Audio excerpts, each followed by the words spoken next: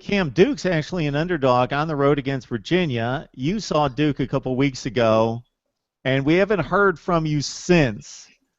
So Oh what do you have to say about yeah! that play? Oh man! Oh man! Oh man! Oh man! Oh man! Yeah, I forgot that I haven't been on since then. So you guys haven't actually Yeah, seen my let's face hear and it. heard my voice about that. That was man. I was sitting right here at home and watched that entire game and was very irate because we got hosed on call after call after darn call. Um, you know, all day long. And Artie Burns' mother had just passed that week on Tuesday at the age of 44 from a heart attack. Obviously heartbreaking to lose a family member, but being from a single family or single parent household and lose your mom is just a terrible thing. And he has a game-winning interception that was called pass interference when the receiver is running a route and he cut the receiver off because he has a right to the ball, caught it, intercepted it. You can't write that script and then you take that one away. There's other penalties and things, and I'm just beside myself. And I had my final score tweet because I live tweet the games, so I had my final score tweet ready, and I was gonna get ready to hit enter and send, and I was just like, oh, okay, they're gonna pass the ball around, and okay, they threw it back, and then that last lateral came from Dallas Crawford back to Cornelder, and I kind of sat here, I was like, wait, delete. And I'm like, oh, he has blockers. David Njoku had that crack back block, and I mean, I know you see a smile on my face, and I'm just sitting here jumping it down like, oh no, oh man. And then he cut it back, and he's just going, and I mean, I'm running around my apartment, I'm screaming, like it was fantastic. It was absolutely amazing, and my downstairs neighbors actually came. They were wondering, it's like, is everything okay? It's late on a Saturday night. You're making all this noise, woo, that kind of thing. But that was, I think it was vindication for the first 59 minutes and 54 seconds of them trying actively to take the game away from Miami because that's the way that I see it. 23 penalties, the most ever. I know that we're a penalized team, but I mean, come on, that was absolutely ridiculous, and I think that it was necessary that those refs got suspended. But again, to this day, I'm still waiting for the ACC to actually say that there was malfeasance anywhere other than that last play. I'm still waiting for them to come out and say these things. But see, they want to say, oh, well, they got suspended for the touchdown, but not for anything else. But hey, you know what? We're Hurricanes. You want to hate, that's perfectly fine. And I'll add to you, my best friend in the world, his name is Nick. He might watch this later. Hey, Nick, how you doing? He is a Duke fan. So we grew up in Detroit watching ACC Wednesday basketball. I was a Carolina basketball fan. He became a Duke overall fan. He still has not picked up the phone when I've called him. And I wasn't even going to troll him about the game. So they're talking weeks later, and I'm going home for Christmas, and I may or may not see him because he does not want to talk to me after that. But, woo! Yeah, good times. Good times. Joey and I are just sitting here smiling. We're not going to tarnish it with our commentary. If you want to hear it, Cam, you go back to that breakdown show from a few weeks ago, and then you may not like us. But we'll just let you bask in the victory. It's confirmed. It's in the books. It counts. Exactly. Right. It's in the record books as a win. I know that you guys. Because I watched that show, I know that there was heavy dissent and displeasure in the fact of the victory and in the end, and I understand it from the outside, and I'm sure that you all can understand it from my side of the street also. Surely, and I went to your Twitter feed at some point in the night. It struck me. Oh, I got to see what Cam has to say about this, and I went to your Twitter feed, and even well after the final, as things came out, it was interesting to follow your series of emotions. That was basically euphoria, but there was a little ire in there when you heard a little backlash. Yeah, and honestly, and I said it on Twitter then, and I will reiterate it now. The fact that people were upset was for no other reason than the University of Miami won that game. And if you look to the Nebraska game against Michigan State, which was equally as egregious a call, and a game of substance, because that cost probably Michigan State a chance at a playoff spot, because they were undefeated going in there. So a game with equally as bad a call and of subsequence, and nobody said anything.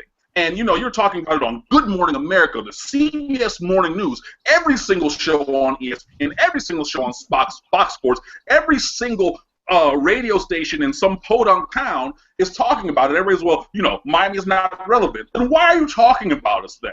And the anger came only from the fact that we were the team that won that game.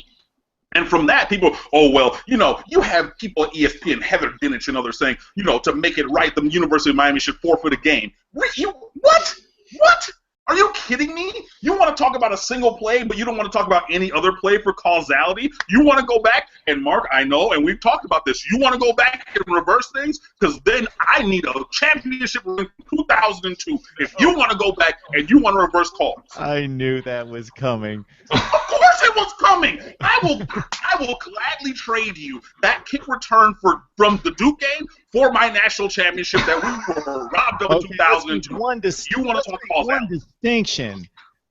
No. Pass interference is not reviewable. Give me my ring. Pass interference is not reviewable. Watching a guy's knee go to the ground, that's reviewable. Whatever. I wasn't going to go there, but you went there. My point is this.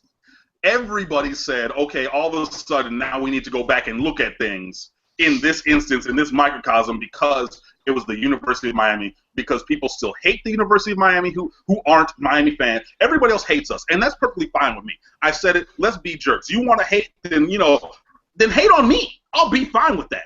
But, I mean, but I'm not going to sit here idly by and watch you, not you per se, but watch people bash my alma mater and just sit there and say, oh, yeah, well, you're going to bash us. No, I'm going to swing right back. And that's what I did on Twitter. In my opinion, it was a blown call. You can't do anything about it. It was a blown call. I guess it was a blown call. I didn't even know. I had all these other people finally show me still images that showed that it was a blown call because I couldn't tell from watching the replay. I thought I can't tell if his knee's down.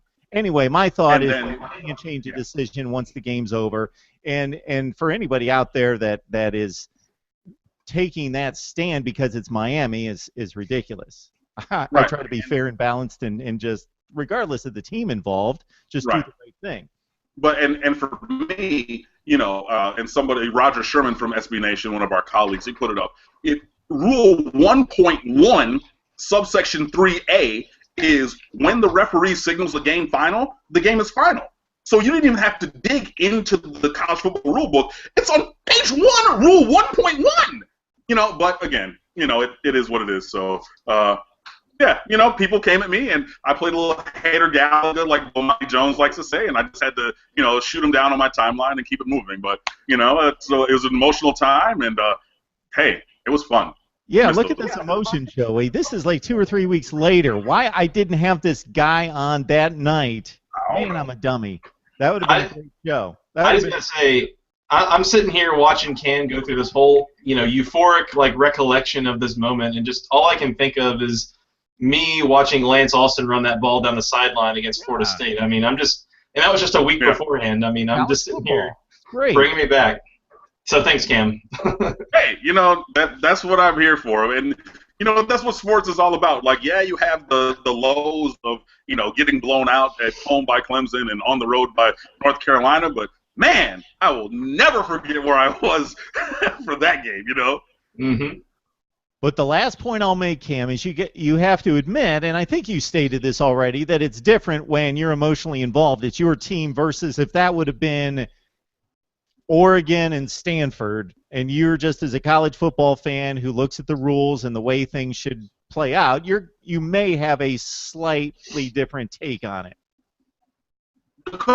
No. The call is the call, and you would have to live with it. Just like the 23 calls that went against Miami, like the 5 calls on the last drive that went against us and took away that game-ending interception, took away a 4th down non-conversion, took away another close ball that could have been intercepted off the other sideline. Just like Miami, myself, and all of my colleagues would have had to swallow it if we would have lost that game. Oh, and I didn't even mention the fact that the quarterback might not have been on that last touchdown because it's still not, it was not clear. And I'm not going to point to that and say, oh, yeah. But if those calls would have went against us and we would have lost, then it would have been sour grapes. It would have been tough. You know, you got to suck it up and move on. So I'm on the other side of it, and we had a call that benefited us, so everybody else suck it up and move on. Just like we would have had to if it would have ended up in the Hurricanes' loss.